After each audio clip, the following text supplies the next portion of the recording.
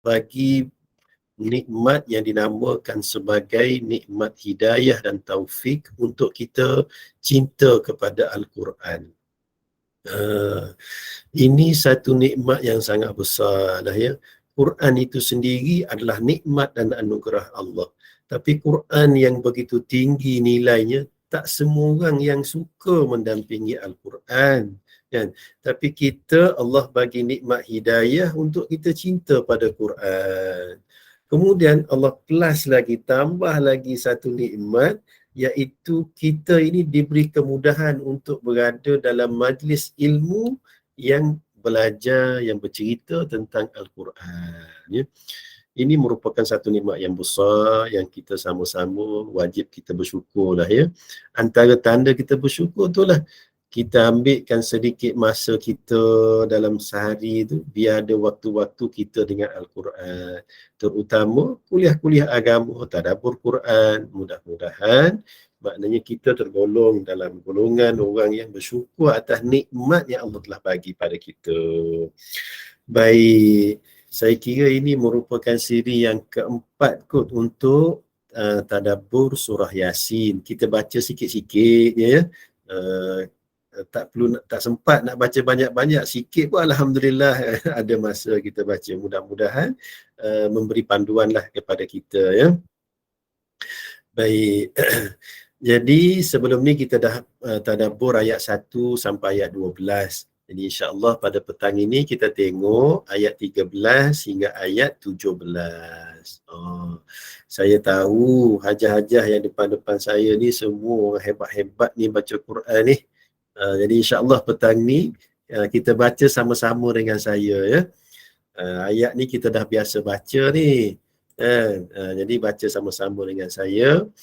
Minta maaflah suara saya petang ni dia agak sesema sikit. Kalau tak sedap sikit-sikit tu terima je lah ya. Gurau je aja ya. Tak apa Ustaz, okey je. Boleh kita mula ya. A'udzu billahi minasyaitonir rajim. Bismillahirrahmanirrahim. واضرب لهم مثلا أصحاب القرية إذ جاءها المرسلون إذ أرسلنا إليهم اثنين فكذبوهما فعززنا بثالث فقالوا إنا إليكم مرسلون قالوا ما أنتم إلا بشر مثلنا وما أنزل الرحمن من شيء إن أنتم إلا تكذبون قالوا ربنا يعلم إنا إليكم لمرسلون وما علينا إلا البلاغ المبين صدق الله العظيم. 1, 2, 3, 4, 5 ayat dah lebih kurang ya.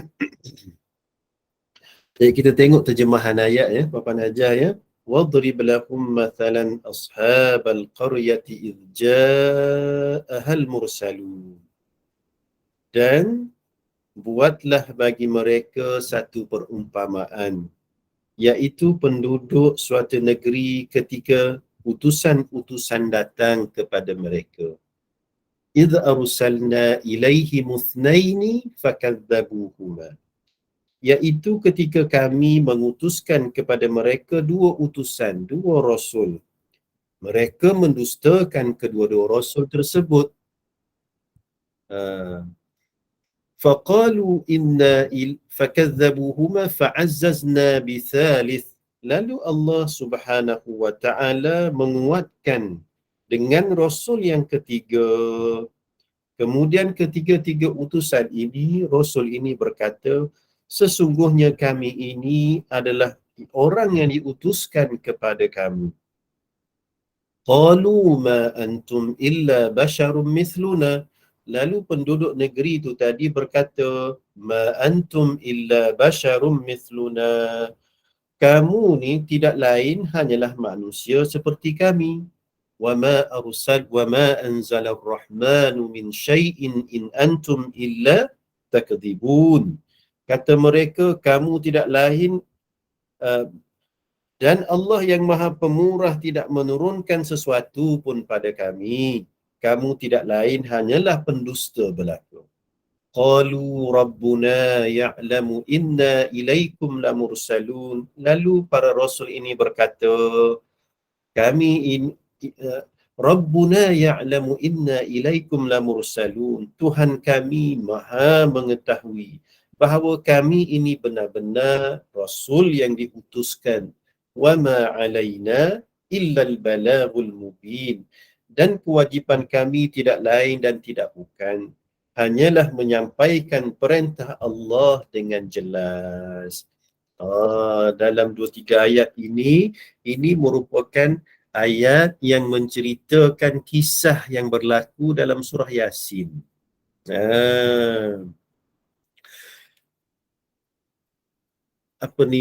Ketika dakwah baginda Nabi SAW, kan Rasulullah mula-mula menerima wahyu ketika umur 40 tahun di Gua Hira, ya. Kemudian dalam masa tempoh 3 tahun tu dakwah Nabi tu secara sembunyi-sembunyi kepada ahli keluarga yang terdekat, kepada sanak saudara Nabi, kepada kawan-kawan yang hampir dengan Rasulullah. Maknanya dakwah Nabi itu secara sembunyi-sembunyi.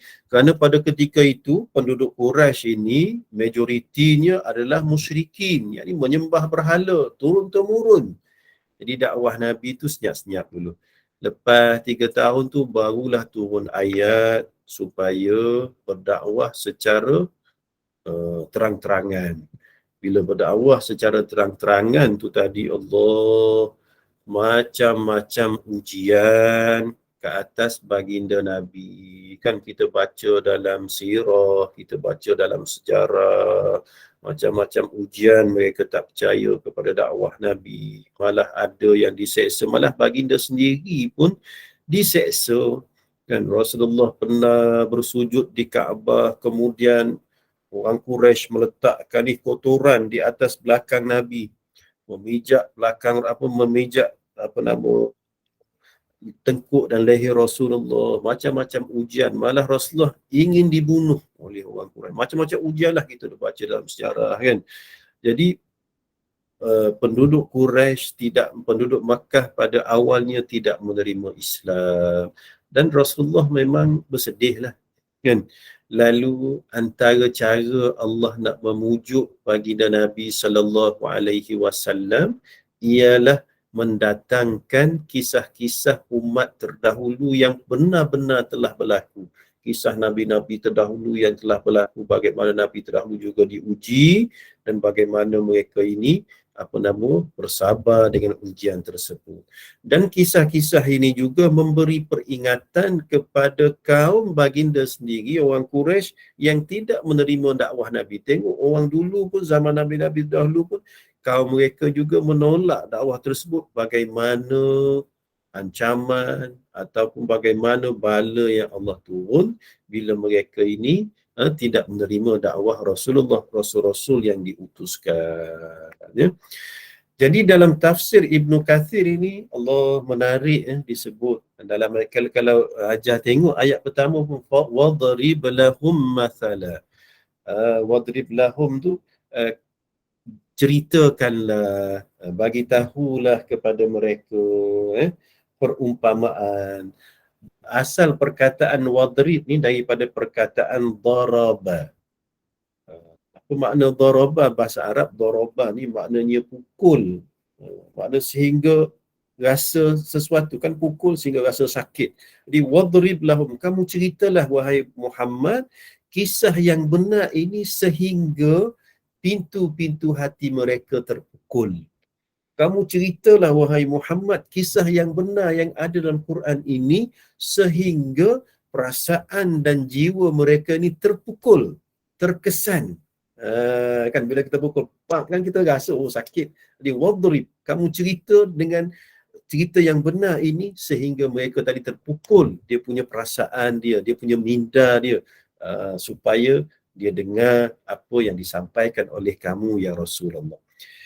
Antara cerita yang ada dalam, sebenarnya Puan Hajah, semua cerita dalam Quran itulah kisah yang benar. Cerita yang ada dalam TV belum tentu lagi benar ya. Kisah yang paling benar ialah kisah yang ada dalam Al-Quran. Jadi Allah nak memujuk hati Nabi yang ditentang oleh kaum dia. Lalu Allah nak mendidik baginda Nabi, kamu cerita juga kepada kaum kamu ni wahai Rasulullah tentang kisah orang terdahulu supaya mereka ni ambil pengajaran. Wadrib lahum mathala, ceritakan kepada mereka kisah-kisah. Kisah apa? Ashabal qaryah, penduduk satu negeri. Walaupun dalam Quran tidak dinyatakan dengan jelas ya negeri itu negeri yang mana, cuma kalau kita buka dalam kitab-kitab tafsir ya, contoh tafsir Ibnu Katsir ya, disebutlah beberapa riwayat, walaupun riwayat ini sebahagian daripada kisah-kisah Bani Israel, tapi bolehlah untuk kita ambil pengajaran. Negeri tersebut tu kat mana ya? Kisah dalam Yasin ini sebahagian besar daripada ulama tafsir, termasuk Ikrimah, termasuk Ibnu Abbas, siapa lagi disebut dalam tafsir Ibnu Katsir yang Qatadah, menyebut negeri tersebut ialah Antakya. Depan saya ni Puan Hajah ni orang banyak duit ni selalu berjalan ni. Saya tengok dalam cuti hujung tahun pergi macam-macam, pergi ke Swiss, pergi ke France kan, pergi ke Turki. Antakya ni kat mana? Antakya ni kalau tengok dalam peta sekarang ni dalam negara Turki lah, dia sempadan dengan Syria. Dulu waktu belajar dulu sempatlah, maknanya lalulah di Antakya ini, dia sempadan antara Syria dengan Turki.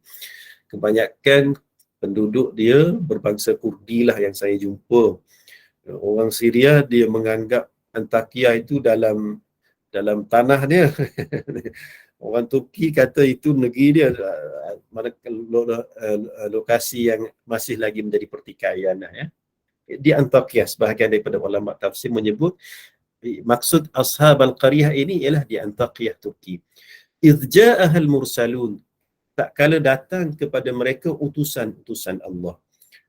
Contoh kita tengok di sini, kalau daripada Ibnu Abbas, dia kata negeri tersebut ialah negeri Antakya dan rajanya bernama Antaikhus bin Antaikhus. Agama yang mereka anuti ialah agama menyembah berhala. Ini disebut dalam tafsir Ibnu Katsir. Ada sebahagian yang lain menyebut yang berlaku di Antakya, dan Rasul yang diutuskan tu ada macam-macam nama lah yang disebut. Allah Ta'ala a'lam. Sekadar untuk kita cerita tu bolehlah, ya. Antaranya menyebut Rasul yang utuskan namanya apa? Satu nama Syadiq, yang kedua nama Syaduq, yang ketiga nama Shalun. Allah Ta'ala a'lam, ya, disebut dalam kitab-kitab tafsir. Jadi dalam ayat ini Allah nak beritahu, kamu beritahu ya Rasulullah, ceritakan kisah umat yang terdahulu akan satu negeri yang penduduknya mensyirikkan Allah, menyembah berhala dalam tafsir Ibnu Katsir ini. Kemudian Allah utuskan utusan Allah, Rasul. Berapa ramai? Ramailah Rasul. Antara yang disebut ni, idza arsalna ilaihi muthnaini. Ingat tak kala kami utuskan dua orang Rasul. Dalam riwayat yang lain, dua orang itu ialah utusan di zaman Nabi Isa alaihi salam. Namanya apa? Yang pertama namanya Syam'un, dan Rasul yang kedua namanya Yohana. Wallahu ta'ala alam lah. Ini nama-nama yang disebut dalam kitab-kitab tafsir. Jadi Allah utuskan Rasul itu untuk mengajak kepada jalan agama yang benar. Kamu menyembah berhala ini bukanlah agama yang benar. Ini adalah syirik pada Allah Subhanahu Wa Taala. Sesungguhnya Allah yang kita sembah, yang paling layak disembah ialah Allah yang satu, yang tunggal. Allah itu ada dan Allah itu tunggal. Allah itu satu. Allah itulah tempat kebergantungan kita. Allah Maha segala-galanya. Kan? Ajak supaya beralih kepada pegangan ajaran yang tulus, yang benar, yakni agama Islam ini, kan. Kemudian fakadzabuhuma, mereka semua ni penduduk kampung, penduduk negeri tersebut, fakadzabuhuma, mendustakan kedua rasul tersebut. Bukan ni dia kata ni. Kemudian fa'azzazna bithalith, kami kuatkan dengan utusan yang ketiga. Tak cukup dengan dua orang rasul, Allah kuatkan lagi dengan rasul yang ketiga. Faqalu, lalu utusan-utusan ini, rasul-rasul ini berkata, inna ilaikum lamursalun, sesungguhnya kami ini benar-benar rasul yang diutuskan kepada kamu. Kata rasul-rasul tersebut. Nabi dan rasul ni ramai. Kan kita duk belajar dalam ilmu tauhid tu kan. Nabi dalam satu riwayat ada 120,000 orang Nabi. Wallahu a'lam. Rasul 313 orang. Kan ini satu riwayat lah menyebut. Tapi yang wajib kita kenal, kita tahu 25 orang, ya. Daripada yang pertama Nabi Adam, yang terakhir Rasulullah sallallahu alaihi wasallam. Lepas tu dah tak ada dah nabi. Ini kisah ni umat yang terdahulu sebelum daripada Rasulullah sallallahu alaihi wasallam. Jadi Rasul yang ketiga-tiga ni berkata kepada kaum dia, benarlah kami ni Rasul yang diutuskan. Bayangkan Rasulullah berdakwah untuk asalnya mula-mula untuk kaum Quraisy di Makkah, ya? Di Makkah. Bila Nabi berdakwah supaya menyembah Allah yang esa, kan, kalau Puan Hajah ingat waktu kita pergi ke Makkah tu, sekali-sekala kalau kita larat tu kita berjalanlah sikit, ya. Kita berjalan sikit, kalau kita duduk kat mana, tengok contoh kita duduk di Safwah ke, kita duduk di hotel-hotel di bawah jam tu kan. Kita turun kan, depan tu dataran. Lepas tu jalan sikit 50 meter tu masuk dalam Masjidil Haram kan. Kalau kita kuat, waktu petang kan, kita turun daripada hotel kita tu sampai ke dataran, kita pergi ke kanan. Kita menghala ke sofa. Susul kan, kita tak payah masuk masjid. Susul ke sebelah kanan. Kemudian kita akan jumpa dinding masjid. Sebelah kiri kita tu Bukit Safa, tempat orang bersa'i, mula sa'i tu kan. Innas safa wal marwata min sya'airillah. Kemudian sebelah kanan kita tu ada satu bukit. Bukit apa tu? Jabal Abu Qubais. Jabal Abu Qubais. Masa mula-mula baginda nak mula berdakwah secara terang-terang, ada beberapa kisah. Sebahagian menyebut baginda memanjat Bukit Safa. Sebahagian menyebut baginda berada di Jabal Abu Qubais. Kemudian baginda mengumpulkan kaum dia lah supaya berada depan Nabi, dan baginda mula mengajak supaya mereka ni menyembah Allah Subhanahu Wa Taala. Antara apa yang disebut oleh Rasulullah kan, bila dah semua berkumpul tu, Nabi tanya apa? Ara'aitum law akhbartukum anna khailan min wara'i hadzal jabal turidu an tughira alaikum hal antum tusaddiquni. Waktu kalau kita berada di Mekah tu, kalau boleh lalu Bukit Jabal Abu Qubais, depan Abu Qubais suku Aikian tu kan, kita sampai situ, kita ingat kembali bagaimana baginda Nabi ini ditentang dalam dakwah dia kan. Nabi berdiri, penduduk Quraisy semua depan dia, Nabi kata, sebelum daripada aku nak menyatakan kenapa aku panggil kamu semua ini, Nabi kata, ara'aitum, aku nak tanyalah pandangan kamu lah. Kalau aku bagi tahu di belakang bukit Abu Qubais ini ada satu kumpulan tentera yang sedang menunggu, berkumpul untuk menyerang kamu, penduduk Makkah ini. Hal antum tusaddiquni, kamu percaya tak kalau aku bagi tahu macam tu? Bila Rasulullah tanya macam tu, macam kalau orang jadi cikgu ke apa tadi panggil set induksi lah kot dalam bentuk soalan kan. Bila Nabi tanya, semua yang duduk depan Nabi tu, dia kata, bala ya Muhammad, bahkan kami akan percaya wahai Muhammad, sebab kamu ni al-amin, kamu ni seorang yang dipercayai, kamu ni jujur, tak pernah lagi sepanjang kami kenal kamu, daripada kamu kecil sampailah ke hari ini umur 43 tahun, kan? Tak pernah pun kamu bohong pada kami ni. Apa sahaja yang kamu cakap semua benar. Jadi kami percaya wahai Muhammad. Bila Rasulullah dengar macam tu, baginda Nabi pun mulalah, wahai orang Quraisy, sembahlah Allah yang esa. Bila Nabi mula menyebut tentang kalimah tauhid, pada ketika itu mereka yang duduk depan Nabi yang sebelum ni sangat kasih pada Nabi, sangat sayang, sangat hormat, sangat puji Nabi, pada ketika itu mula ada penentangan. Itulah ya. Sehinggalah dakwah terlama. Rasulullah berdakwah di Makkah 13 tahun. Lama di Madinah 10 tahun je. Tapi tak ramai yang masuk Islam. Jadi Allah nak pujuk Nabi, ya Rasulullah, walaupun mereka ini menentang kamu, tengok umat yang terdahulu ni, penduduk Antakiyah, Allah hantar 3 orang, mula hantar 2 orang Nabi dan Rasul. Hantar 2 orang berdakwah, tak terima. Allah kuatkan lagi dengan Nabi yang ketiga, pun sama, tak nak terima.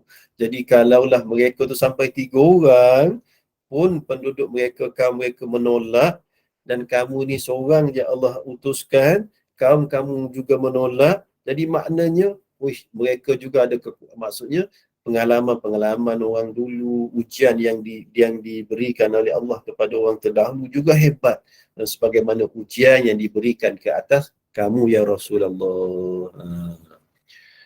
Kemudian qalu ma antum illa basyarum mithluna. Penduduk Antakiyah ni kata, ma antum illa basyarum mithluna. Kamu yang kamu kata kamu ni utusan Allah ni, tak adalah. Kamu ini basyarun. Apa makna basyarun? Manusia. Mithluna, sama je macam kami. Wa ma anzalar rahmanu min syai', dan Allah tu, Tuhan tu tidak menurunkan apa pun. In antum illa takdzibun. Apa yang kamu sebut tadi, apa yang kamu dakwah tadi, itu semua adalah takdzibun, dusta semua tu. Jadi kaum umat yang terdahulu mendustakan para nabi, kan? Kaum umat Nabi Muhammad pun di awal Islam mendustakan baginda Nabi sallallahu alaihi wasallam. Malah sampai ke hari ini berapa ramai yang mendustakan baginda Nabi sallallahu alaihi wasallam. Jadi bila Allah ceritakan balik kisah-kisah umat yang terdahulu tentang bagaimana mereka juga mendustakan para nabi, maka baginda Nabi sallallahu alaihi wasallam pun merasa bahawa baginda Nabi tidak bersendirian. Para awliya yang lain, para nabi-nabi yang lain, anbiya yang lain juga menerima tentangan yang sangat-sangat hebat juga. Sebab itu besok kalau di negeri akhirat, bila dihimpunkan di padang mahsyar, manusia dibangkitkan dan akan mengikut umat masing-masing. Ada nabi yang umatnya ramai, ada nabi yang umatnya mungkin tak ramai, ada nabi yang tak ada umat pun, makna seorang pun tak ikut Allah, kan? Besarnya ujian ke atas para nabi ini. Sebab itu pernah sahabat-sahabat Nabi tanya, siapakah yang paling banyak diuji oleh Allah? Dan Rasulullah berkata, yang paling banyak diuji ialah para nabi. dan para rasul. Kan? Walaupun kita rasa ni kita dah banyak ujian, Allah uji kita ni, tapi sebenarnya nak dibandingkan dengan ujian yang Allah uji para nabi, khususnya baginda Nabi kita Muhammad sallallahu alaihi wasallam, tak terbanding kita. Kita sakit, kita kata sakit, kita terasa teruk, yang kita Allah uji kita dengan sakit, tapi Rasulullah kalau baginda Nabi sakit, kesakitan Rasulullah berganda-ganda. Kan pernah ketika di hujung usia Nabi, hayat Nabi, ketika baginda Nabi ni ngering, sakit yang kuat kan, sahabat Nabi ni cuba memegang anggota badan Rasulullah, Nabi sakit, ikat kepalanya kerana sakit, kemudian tangan sebelah letak dalam mangkuk air panas, sahabat Nabi pergi pegang, maknanya anggota badan Nabi, Allah panasnya berganda-ganda panas baginda Nabi sallallahu alaihi wasallam. Allah uji baginda dengan ujian yang lebih daripada yang lain, kerana Allah nak angkat martabat baginda Nabi sallallahu alaihi wasallam berbanding dengan yang lain. Sebab itu kita kalau diuji dengan apa-apa ujian, apa-apa jelah, ujian sakit ke apa, Allah sebenarnya Allah sayanglah. Bila Allah uji dengan sakit, kita pun bersabar, maka kita pun redha, maka Allah akan menghapuskan dosa-dosa kita dengan sebab ujian sakit. Dengan sebab ujian sakit, Allah angkat martabat kita, Allah bagi pahala pada kita. Sebab tu Papa Hajar, kalau Allah uji kita dengan macam ujian, kita belajarlah untuk berdamai dengan takdir. Kita redha dengan ujian, kita sabar dengan ujian. Setiap tu masuk dalam akaun pahala kita. Pahala apa yang kita tak nampak ni? Pahala apa? Pahala redha dengan takdir Allah. Pahala sabar dengan ujian Allah. Tu dia. Kerana dunia ni tempat ujian. Wala nabluwannakum bisyai'in minal khawfi wal ju' wa naqsim minal amwal wal anfusi wath thamarat wa basyiris sabirin. Allah uji dengan macam-macam lah. Uji sakit, uji kehilangan harta, uji kematian orang yang dikasihi, dan apa saja ujian lah. Fabasyiris sabirin, berilah berita gembira kepada orang-orang yang sabar. Ya. Saudara-saudara kita di pantai timur ni tengah diuji dengan banjir, kan, harta benda. Adik saya pun rumah dia banjir, satu kereta tak sempat diselamatkan kan, dalam rumah tak tahulah, tapi maksudnya ujian. Biasa bila Allah uji tu, Allah nak bagi hadiah yang lain, yang berlipat ganda lebih baik daripada yang kita ada. Kemudian, qalu rabbuna ya'lamu inna ilaikum lamursalun. Lalu para nabi ni sabar sungguh. Dan nabi ni menyatakan rabbuna ya'lamu, Tuhan kami lebih mengetahui, inna ilaikum lamursalun, bahawa kami ini adalah Nabi dan Rasul yang diutuskan. Wa ma alaina illal balaghul mubin. Dan tugas kami ini, kewajipan kami ini ialah menyampaikan apa? Perintah Allah yang jelas. Jadi tugas Nabi ni menyampaikan perintah Allah lah. Ya? Kalau kita umat yang akhir, yang terakhir sekali ni, perintah Allah tu melalui Al-Quran. Perintah Allah itu melalui hadis-hadis Nabi sallallahu alaihi wasallam. Jadi dalam ayat 13 hingga ayat 17 ini sebagai muqaddimah kepada kisah yang ada dalam surah Yasin, iaitu kisah di satu negeri yang Allah telah utuskan 3 orang Nabi dan Rasul. 3 orang Nabi dan Rasul, dan penduduk tadi mendustakan Nabi dan Rasul tersebut. Sedangkan Nabi dan Rasul ini menyatakan, benarlah kami adalah Nabi dan Rasul yang diutuskan. Ya. Jadi kita ambil pengajaran. Petang ni ada 3 pengajaran tadabbur kita. Yang pertama, ambil kisah-kisah Al-Quran sebagai pengajaran lah ya. Kerana kisah Al-Quran ini kisah yang benar. Cerita-cerita yang ada dalam Quran, cerita yang benar.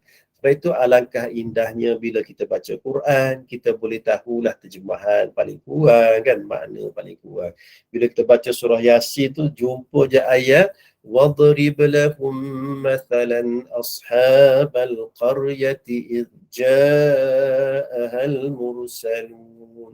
Oh, kita tahu Allah cerita tentang Nabi yang diutuskan di satu negeri di zaman sebelum daripada Rasulullah sallallahu alaihi wasallam. Jadi kisah-kisah ni kisah benar dan kita ambillah pengajaran, kan? Ambillah pengajaran. Kita baca suratul Kahfi. Kisah Nabi Musa, kisah Nabi Isa dan Nabi Khidir ada, kan. Kisah Ashabul Kahfi itu sendiri, pemuda-pemuda yang lari daripada kerajaan yang zalim, yang ingin menyesatkan akidah mereka sampai peringkat nak lawan dah tak boleh, lari ke dalam gua.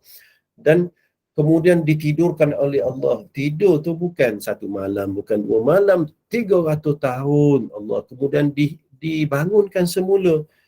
Betapa kisah tersebut menunjukkan Allah ini maha berkuasa untuk melakukan segala sesuatu. Dan hari kebangkitan itu adalah benar. Kan? Jadi kita baca kisah-kisah ni, Allah, aku ni satu hari pun akan ditidurkan oleh Allah juga. Tidur yang macam mana? Tidur yang mati itulah. Kan? Tidur yang biasa tu pun kematian juga tu. Mati kecil, kan. Kalau Allah tak bangunkan kita balik, selamat kita. Maknanya kita baca Quran, kita tadabbur kisah-kisah yang terdahulu, mengambil pengajaran kepada kita. Banyak dalam Quran tu, kan. Kisah Nabi Musa dengan Fir'aun, kisah Nabi Yusuf, kisah Nabi Ibrahim, semua itu menjadi pengajaran kepada kita. Samalah juga dalam surah Yasin ini. Kemudian tadabbur yang kedua, kita tengok para nabi itu tadi bila diutuskan oleh Allah untuk melaksanakan kewajipan berdakwah, mereka ini melaksanakan usaha dakwah tersebut. Dan kewajipan mengajak orang kepada melakukan kebaikan, mencegah kepada kemungkaran. Itulah tugas kita semua, pembahajahnya. Bukan tugas ustaz sahaja, bukan tugas pak imam sahaja. Semualah daripada kita setakat yang kita mampu.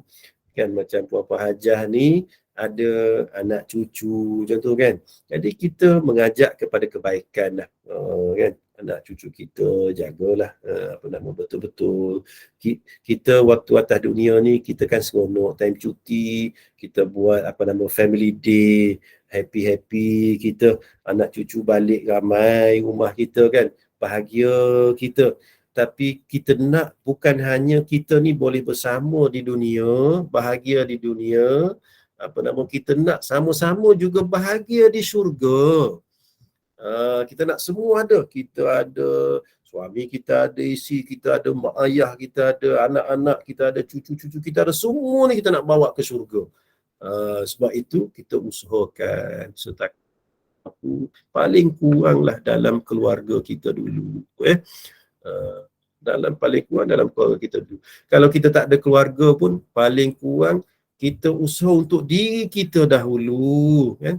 Usahakan untuk diri kita, kita pandang ke depan, saya ni dah tak lama dah, umur pun dah 60 tahun, 50 tahun, 70 tahun, dah tak lama dah ni. Apalah bekal yang saya nak bawa ni besok ni. Maka kita pun berusahalah. Kita berusaha untuk amal yang kita mampu boleh buat setakat yang kita boleh, dan mintalah dengan Allah supaya diberikan cara yang sempurna lah atas segala amalan kita, kan. Jadi usaha dakwah ni usaha semua orang dan perlu saling bekerjasama lah. Saya tengok dalam grup kita ni, Masya Allah, hebat je. Boleh kumpulkan sampai 100 orang, 200 orang, kan, dalam satu sesi, satu usaha yang sangat hebat. Dan saya tengok saling bekerjasama, dalam usaha agama ni kita sama-sama lah. Kita berkawan di dunia sehinggalah kita berkawan sampai ke negeri akhirat. Dan yang ketiga tadabbur kita, jika diuji bersabarlah, ya. Bukan senang ni, cakap mudah, ya, tapi bila tiba ujian, Allah, itulah merupakan kata apa, kita dengan Allah lah, kita bersabarlah dengan ujian. Apa saja ujian bersabar. Dan kalau kita tengok bila kita diuji tu, rupanya orang lain lebih teruk diuji.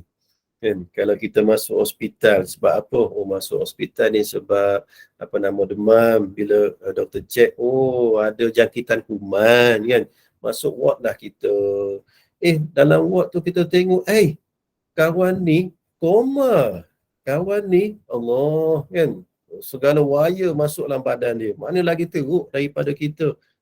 Mana bila diuji, orang lain juga diuji dengan ujian yang lebih kan, yang lebih. Jadi kita bersabar, kita redha di atas ujian tersebut.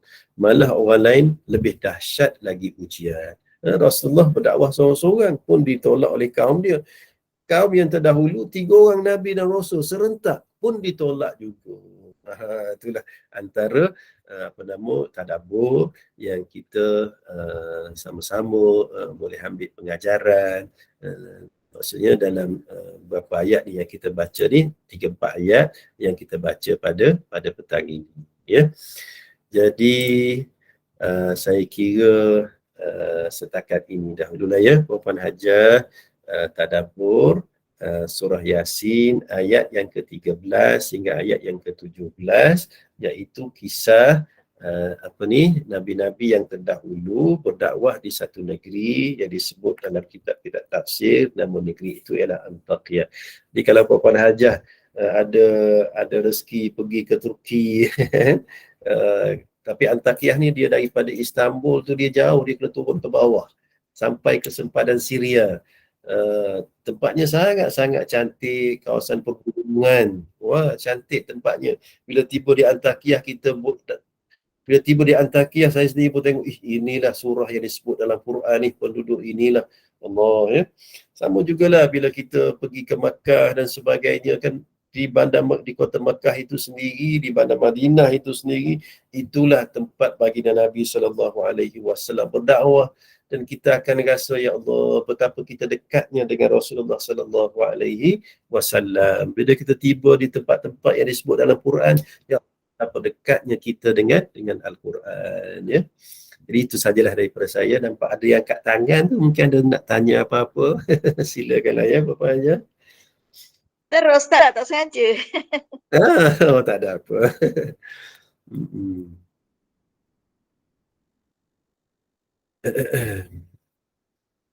Di sebelah utara hujan tak sekarang ni? InsyaAllah ada soalan ke? Ada yang bertanya soalan? Kalau ada soalan boleh lah. Tertekan. Tertekan. Okay. Ada yang nak bertanyakan soalan? Di Tak KL, ada. di lembah pantai pun nampak. Tak ada ya? Okay. Assalamualaikum. Waalaikumsalam. Sekarang tak hujan Ustaz. Cuaca baik, Alhamdulillah. Mendung lah, tak panas, tak hujan. Cuaca baik, Alhamdulillah. Dah tak sembang, tak sibuk apa habis dah. Ya. Sekejap. Tak apa. Sekejap perempuan, Ustaz ada lagi. Ustaz buka ruang untuk bertanya soalan. Sembang tak mau lama. Sekejap. Awak ada apa? Minta maaf line saya tak dapat nak connect. Mendung saja Ustaz. Line tak okey. Mungkinlah sini dia gelap. Boleh dengar suara saya? Boleh Ustaz. Boleh. Jika tak ada soalan Ustaz, kita berhenti setakat ini saja dulu untuk hari ini. InsyaAllah kita sambung lagi di lain masa. InsyaAllah apa jumpa Ustaz lagi. Dan untuk itu sila tangguhkan majlis kita pada petang ini Ustaz. Silakan dengan tasbih kafarah. Silakan. Kita baca doa lah petang ni ya, Puan Hajah ya. Alhamdulillah, silakan Ustaz. Alhamdulillah, silakan. A'udzubillahi minasyaitonirrajim. Bismillahirrahmanirrahim. Alhamdulillahirabbil alamin. Wassalatu wassalamu ala Rasulillah wa ala alihi wa ashabihi ajma'in. Allahumma ighfir lana dhunubana wa liwalidina warhamhum kama rabbawna shighara. Ya Allah, ya Tuhan kami, ampunilah segala dosa kami ya Allah. Ampunilah dosa ibu dan ayah kami ya Allah. Rahmatilah mereka ya Allah, sayangilah mereka ya Allah sebagaimana mereka kasihkan kami sewaktu kami masih kecil ya Allah. Rabbana hab lana minas salihin. Ya Allah, ya Tuhan kami, anugerahkanlah kepada kami zuriat-zuriat yang saleh ya Allah. Ya Allah, ya Tuhan kami, andai ada dalam kalangan kami yang sakit, Ya Allah, maka Dikau sembuhkanlah, Ya Allah. Jika ada dalam kalangan kami yang susah hati, Ya Allah, maka Dikau bahagiakanlah, Ya Allah. Ya Allah, ya Tuhan kami, jika ada dalam kalangan kami yang gundah gulana, Ya Allah, maka Engkau bahagiakanlah hati kami, Ya Allah. Ya Allah, ya Tuhan kami, kalau ada dalam kalangan kami yang diuji oleh Allah Subhanahu wa Ta'ala, maka Dikau bebaskanlah kami daripada ujian-ujian tersebut, Ya Allah. Rabbana atina fid dunya hasanah wa fil akhirati hasanah wa qina adzabannar. Walhamdulillahi